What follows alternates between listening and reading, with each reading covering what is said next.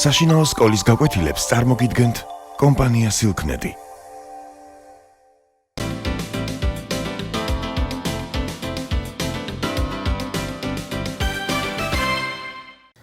მოგესალმებით. ჩვენი დღევანდელი გაკვეთილის თემა ბერძენ-სპარსელთა ომები იქნება.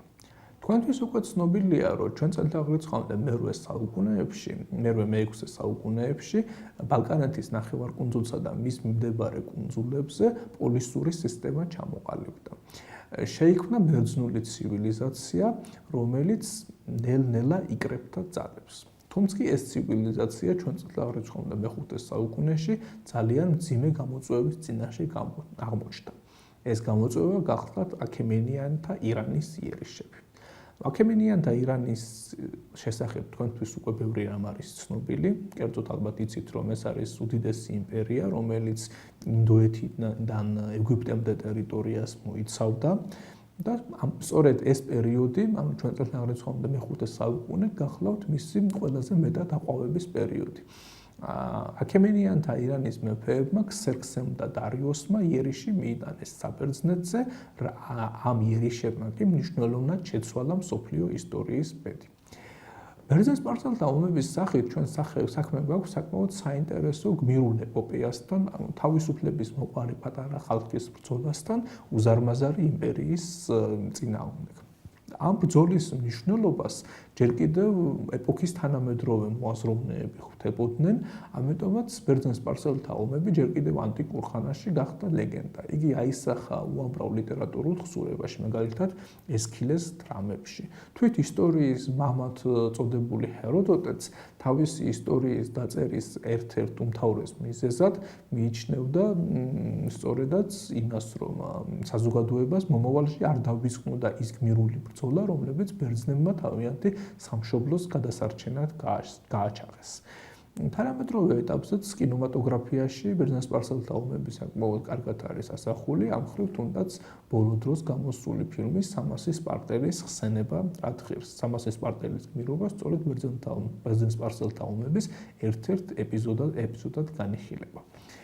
ბერძენ-სპარსელთა ომების ჩვეულებრივ მიიჩნევენ, რომ მიმდინარეობდა 491-459 წლებში.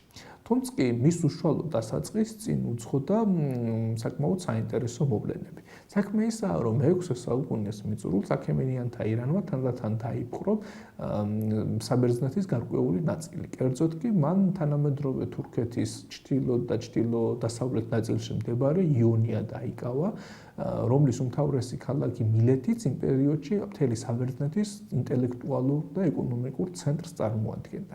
თავისუფლების მოყვარე ბერძნები ბუნებრივია ვერ ეგუებოდნენ აქემენიანთა ირანის ბატონობას, ამიტომაც ჩვენ წელთაღრიცხვამდე 500 წლიდან 594 წლამდე მიმდინარეობდა იონიაში აჯანყება არისტაგორეს მეთაურობით აქემენიანთა ირანის წინააღმდეგ.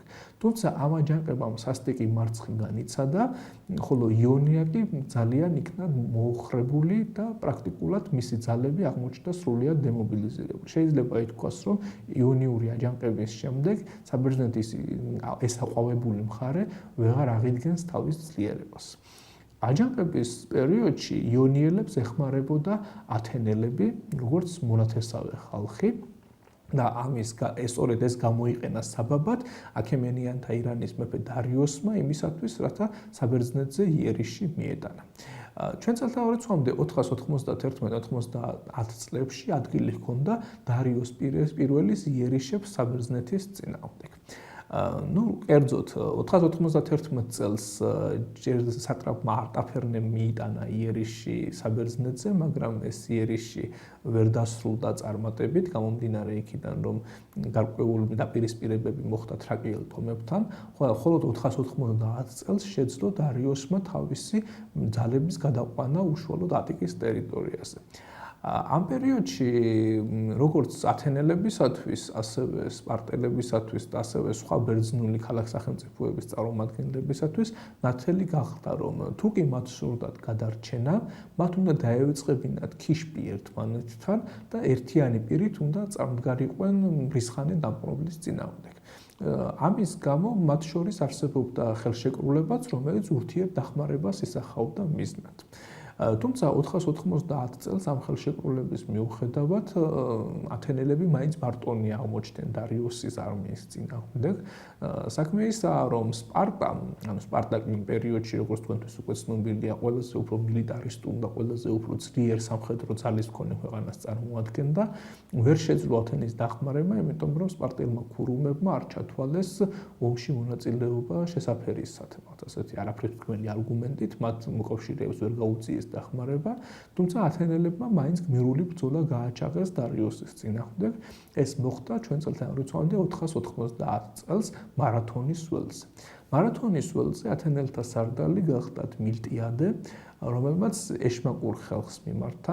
მან თავისი არმიის ძლიერი ნაწილები განალაგა ფლანგებზე, როცა შედარებით სუსტ ნაწილებს დაუთმო არმიის ცენტრალური ნაწილი. მას შემდეგ, რაც ომის დასაწყისშივე სპარსელებმა ცენტრალური ნაწილი გაარღვიეს ბერძენთა ჯარისა, მილტიადემ ფლანგებიდან წამოიწყო იერიშში და ეს მანევრი იმდენად მოულოდნელი გამოდგა ირანელებისათვის, რომ მათ სასტიკი მარცხი განიცადეს.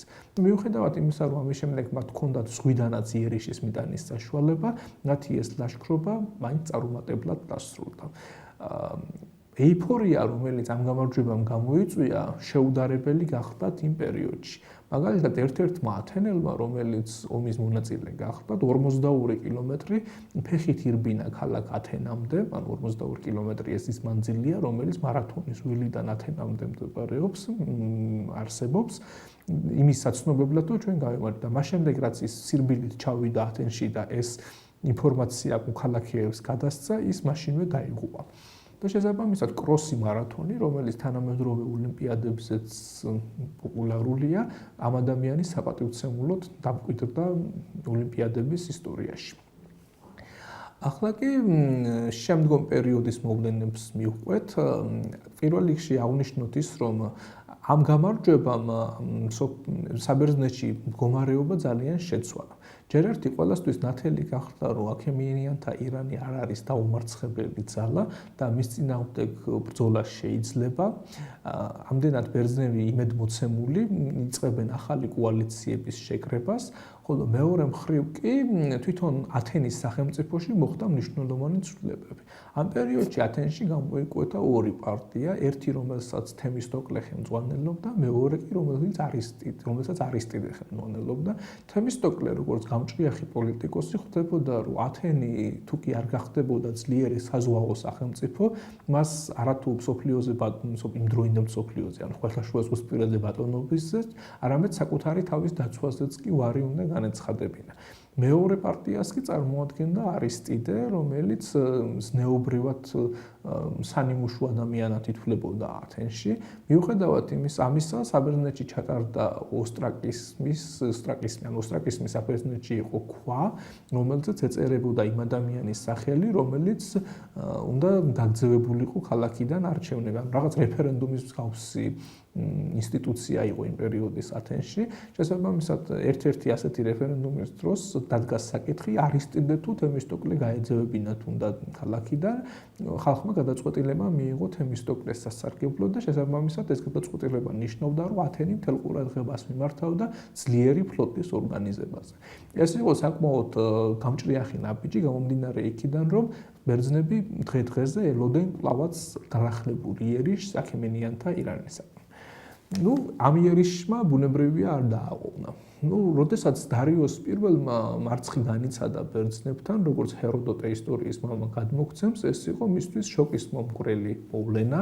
ამიტომაც მან თურმე ერთი ადამიანი გამოყო, რომელიც დილასაღამოს მეფეს დაასდევდა და მოსვენებას არ აძლევდა სიტყვებით, მეფე გახსოვდეს ათენელები. როდესაც დარიოსი ჭამას დაიწყებდა, თითქოს ეს ადამიანი ყველა წუთას ახსენებდა, რომ მეფე გახსოვდეს ათენელები. ანუ ამით დარიოსი არ აძლევდა თავის თავს იმის საშუალებას, რომ დაევიწყებინა ის დამამცირებელი მარცხი, რომელიც მარათონის ბრძოლაში განიცადა. მიუხედავად იმისა, დარიოსი ისე გარდაიცვალა, რომ მან თავის ოცნების ასრულება ვერ შეძლო, თუმცა მასზე არანაკლებ მრისხანე მეფემ მისმა შვილმა ქსერქსემ განაგრძო მამის დაწყებული საქმე. 480-479 წლებში ქსერქსე იწყებს იერიშებს საბერძნეთის წინააღმდეგ. ქსერქსეს იერიშებს წინ უძღოდა ასევე მისი სატრაპების იერიშები, ხოლო უკვე 480 წელს ქსერქსე გადადის ბალკანეთის ნახევარკუნძულზე თავისი არმიებით.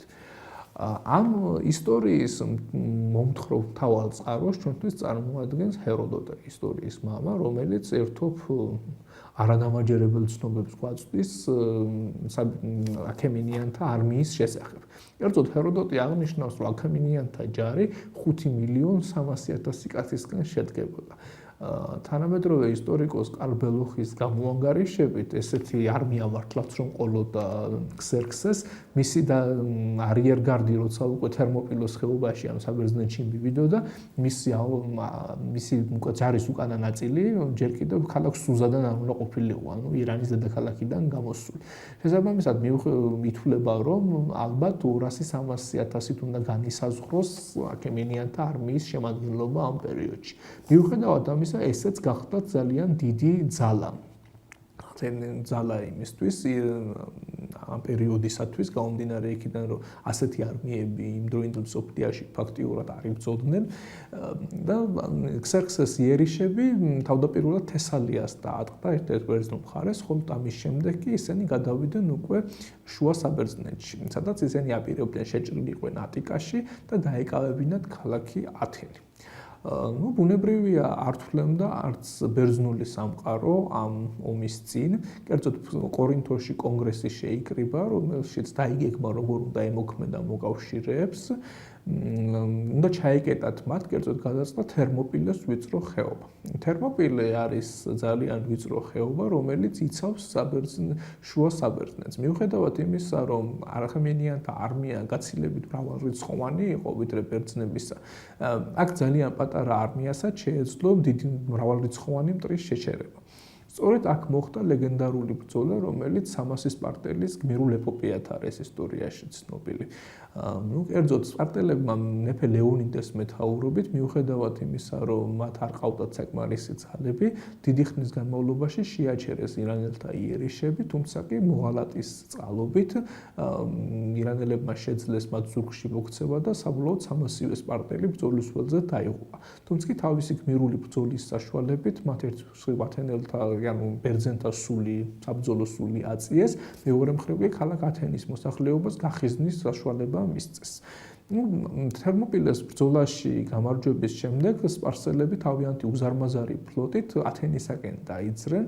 აქ მოხდა არტემისიონის კონცხთან ბრძოლა, სადაც ბერძნებმა დიდი ზარალი მიაყენეს სპარსელების ფლოტს, ამას გარდა ქარიშხალმა 200-მდე გემი ჩაძირა სპარსელთა არმიისა. და აქ უკვე დადგა საკითხი იმაზე, თუ როგორ უნდა გაეგრძელებინათ ომი სპარსელებთან. სპარტელები იმ აღძრისკენ იხრებოდნენ, რომ მათ თავარი აქცენტი პელოპონესის, ანუ სამხრეთ საბერძნეთის დაცვაზე უნდა გაეკეთებინათ, თუმცა კი გაიმარჯვა მსჯელობისას თემისტოკლეს იდეამ. ანუ თემისტოკლე ჩათვალა, რომ თავარი ბრძოლა ზღვაზე უნდა მომხდარიყო, მან ესე იგი სრუელში გაუგზავნა ქსერქსეს, სადაც ეუბნებოდა იმის შესახებ, რომ თითქოს იგი არის მოღალატე და მას შეტყუებული ყავს ბერძენთა გემები სალამინის ვიწრო ყურეში, სადაც უნდა მეფე ადვილად შეძლებს მათ განადგურებას. აი ამ ფანს წამოეკო ქსერქსე და მთელი თავისი ფლოტი მან შემოიყვანა სალამინის ვიწრო ყურეში, სადაც ძალიან დიდი უპირატესობა ჰქონდა ბერძნებს, იმიტომ რომ მათი ვიწრო ტრიერები აქ ძალიან მანევრული გახდნენ ბერძნულ აქემენიანთა გემებთან შედარებით. მოხდა ძველი სამყაროს ისტორიაში ერთ-ერთი უდიდესი საზღვაო ბრძოლა, სადაც ბერძნებმა ბრწყინვალე გამარჯვებას მიაღწიეს. სალამინის ბრძოლას 479 წელს მოყვა ბრძოლა ქალაქ პლატეასთან, სადაც სახმელეთო ჯარებით ქსერქსეს სიძე მარდონიუსის არმია გაანადგურეს ბერძნებმა. თავად ქსერქსემ კი სალამინის ბრძოლის შემდეგ საბერძნეთი მიატოვა და თავის სამშობლოში დაბრუნდა. ამას მალევე მოყვა 479 წელს მიკალეს კონსტანტ დაპირისპირება, რითაც თითქმის მთლიანად განადგურდა აქემენიანთა ირანის ფლოტი და მთელი საბერძნეთი ამის შემდეგ უკვე გამარჯვებას ეიმობდა. ესე იგი მოხდა მსოფლიო ისტორიაში უპრეცედენტო რამ, სრულიად ერთმა მუჭა ხალხმა შეძლო უზარმაზარი იმპერიის დამარცხება, თუმცა ათენელები და სპარტელები მონაპოვარზე შეჩერებას არ აპირებდნენ, მათ იერიშები განაახლეს უკვე დაკარგული ტერიტორიების შემოერცა ერთებლად. მაგალითად იონია, რომელიც როგორც უკვე აღნიშნეთ, მე-6 საუკუნის მიწურულიდან უკვე აქემენიანთა ირანიდან უყოფელ ნაწილად ითვლებოდა, კვლავ შემოიერთეს მათ. ყველა ბერძნული კუნძულიდან განდევნეს მათ სპარსელები, ამასთან ათენელებმა დააარსეს დელოსის კავშირი, რომელშიც მათ გარდა შედიოდა სხვა მოკავშირეებიც და თვით ეგვიპტეშიც კი დაიწყეს მათ დივერსიები აქემენიანთა წინააღმდეგ.